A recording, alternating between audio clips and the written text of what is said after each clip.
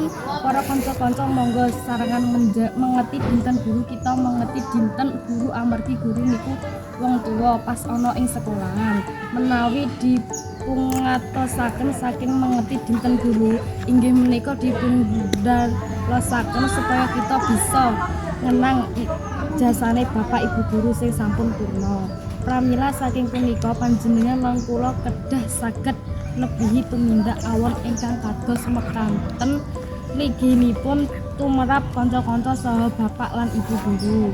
Kita ingkang sampun mengeti dinten guru kanthi nindakaken cara ingkang kados mekaten mugi-mugi saged minangka mengenang jasa para guru ingkang sampun purna.